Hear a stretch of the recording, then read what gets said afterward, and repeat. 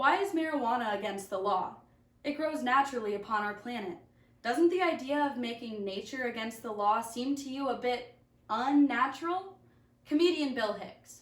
While he may not have been around to see California become the first state to legalize medical marijuana in 1996, or to see Colorado and Washington be the first states to legalize recreational use in 2012, he's had it figured out all along. The legalization of recreational marijuana in the U.S. has been a long debated issue between those in power and those who smoke flower. The people who have experienced the drug themselves often say that it should be legalized, but it's much more than that. It would benefit both users along with the government and economy. According to the DISA website, as of November 4th, the past 8 years have brought 15 states along with Washington, D.C. to approve laws legalizing the recreational use of the drug. This is a common debate about a common drug. Proven by a 2017 poll by the Marist College Institute for Public Opinion entitled Marijuana in the American Family, 52% of people aged 18 or older have actually tried the drug. This amounts to approximately 130 million American adults, and that doesn't even count people under the age of 18. I've researched this topic multiple times and am very passionate about it. My mom also uses CBD oil, which is a product of cannabis daily, as a medical substitution that replaces many other drugs with dangerous side effects. It prevents seizures and muscle spasms, along with promoting good mental health without all the dangerous side effects. Recreational marijuana is already rampant in illegal states. The legalization would solve any issues with it and present other benefits as well. To begin, it's a healthier replacement for cigarettes. It would allow for government safety regulations, revenue from taxes, and it would minimize costly arrests. As I stated, it's a less destructive and far less deadly substitute for the tobacco use in cigarettes, and it also comes with different health benefits as well. In the findings of a 2012 study by Mark Pletcher, he states, tobacco exposure, both current and lifetime, was linearly associated with lower airflow rate and lung volume. In contrast, the association between marijuana exposure and pulmonary function was nonlinear.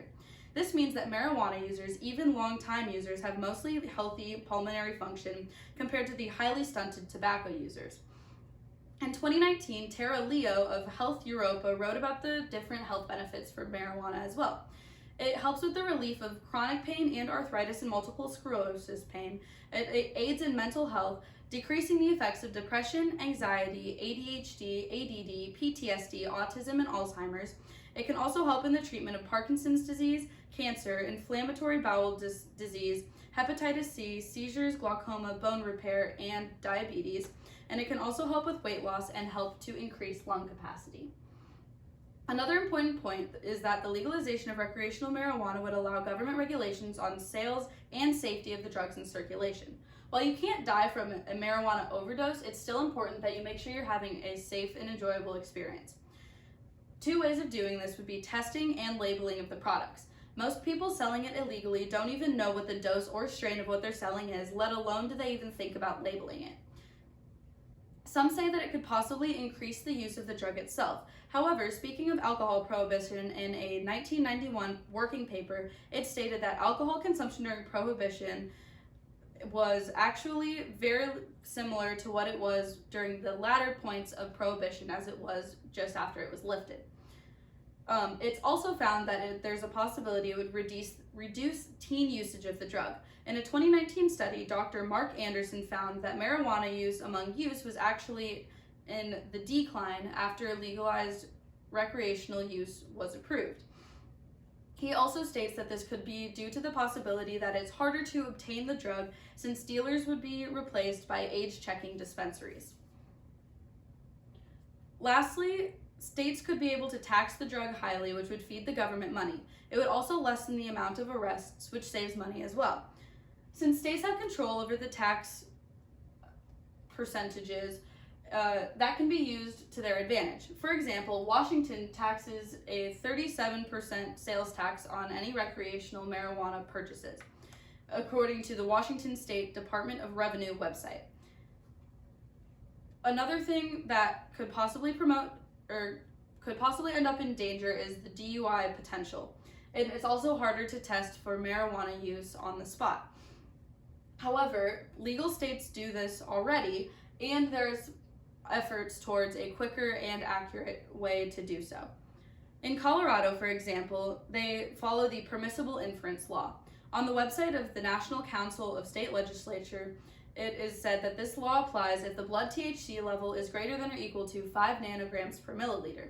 These laws are different from per se laws, however, because the driver is actually given a chance to prove that they were not impaired even though they were above the legal limit. In 2019, Sarah Parfit of AZ Marijuana found that each cannabis arrest costs approximately $4,390. When you add together all 820,000 approximate cannabis arrests per year, you come to a whopping annual $3.6 billion in costs of those arrests. All in all, there are many benefits to the legalization of recreational marijuana. It's a less deadly replacement for the already popular cigarette. It reaps health benefits on the side. It would allow for government regulation and product safety. It would keep it out of the hands of minors and promote a potential revenue from taxes for states, and it would also save money on arrests. The legalization of recreational marijuana would allow for the organization of an already popular drug, which would benefit many involved.